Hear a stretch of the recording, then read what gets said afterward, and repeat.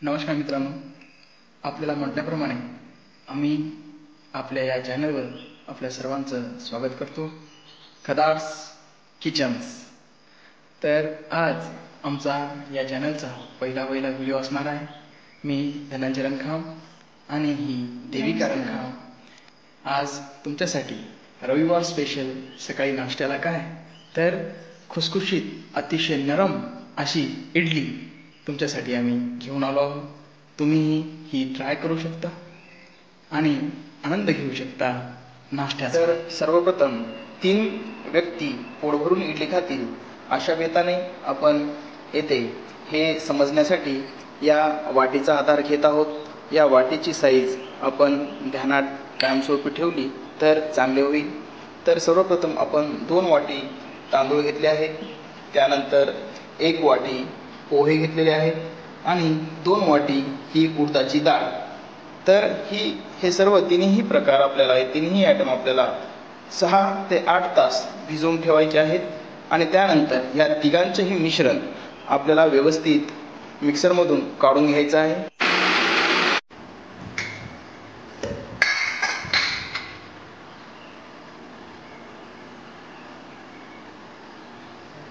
आता तांदूळ व्यवस्थित काढून घ्यायचे आहेत।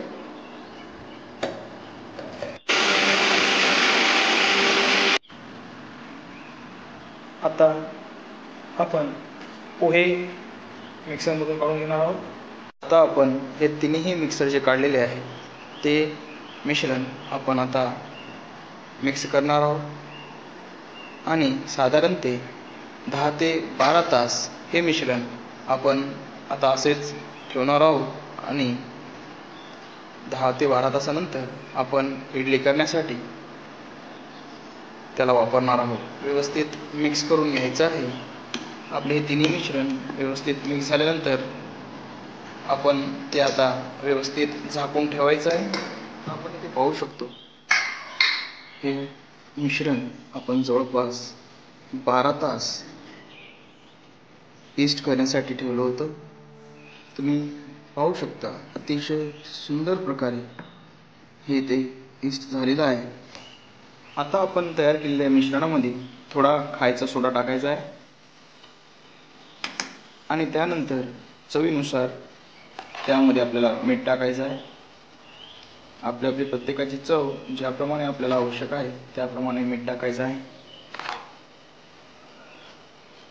आपण इथे पाहू शकता पाण्याला उकळी फुटलेली आहे। याचा अर्थ आता आपण या इडलीच्या पात्रात इडलीच्या प्लेट लावायला हरकत नाही। तर सर्वप्रथम आपण या इडलीच्या पात्राला तेल लावून घेणार आहोत आणि त्यानंतर यामध्ये अर्ध्याच्या वरी म्हणजे जो खाचा आहे त्या अर्ध्याच्या वरी आपल्याला ते इडलीचं मिश्रण आपल्याला बघायचं आहे। बरोबर 10 मिनिटं झालेली आहेत। आपण आता 10 मिनिटानंतर काढून बघतो। आपण इथे पाहू शकता अतिशय सुंदर प्रकारे या इडल्या ते फुगलेल्या आहेत। आपण इथे पाहू शकता अतिशय स्पंजी या इडली झालेल्या आहेत। जणू काही कापूस पिंजून ठेवलाय जसा असं गाणं सुचतं। अतिशय सुंदर हे टेक्स्चर आपण पाहू शकता, अतिशय नरम। आता इडली तर झाली, मग इडली अधुरी आहे सांबर शिवाय। त्यामुळे सांबर करण्यासाठी आता आपण सर्वात प्रथम कुकर घेतलेला आहे, त्यामध्ये तेल टाकत आहोत।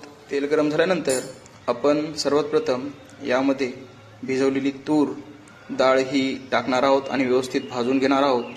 त्यामुळे एक विशिष्ट असा खमंग सेंट आपल्या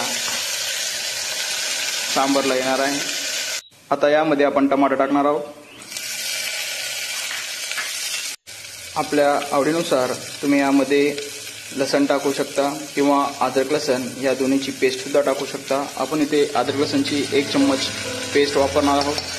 तुम्ही यामध्ये वांग आणि आवडीनुसार तुम्ही शेवग्याच्या शेंगा टाकू शकता। यामध्ये थोडी हळद टाकायची आहे। आता आपण यामध्ये अर्धा ग्लास पाणी टाकणार आहोत। 4 शिट्ट्या झाल्यानंतर आपण ही डाळ खाली काढून घेणार आहोत। आपण इथे पाहू शकता 4 शिट्ट्या झाल्यानंतर अतिशय उत्कृष्ट अशी आपली डाळ शिजलेली आहे. झाल्यानंतर आपण त्यामध्ये आता मोहरी टाकणार आहोत. अतिशय सुंदर असा मोहरीचा तडका बसतो. आपण यामध्ये डाळ टाकणार आहोत. डाळ टाकून घ्यायची आहे. यानंतर आपण यामध्ये चिंचेचं पाणी ऍड करणार आहोत. यानंतर आपण यामध्ये सांबर मसाला ऍड करणार आहोत. सांबरला एक विशिष्ट चव असते, ती आंबट आणि गोडाची. त्यासाठी आपण चिंच टाकलेली आहे आणि आपण आता यामध्ये थोडासा गूळ ऍड करत आहोत.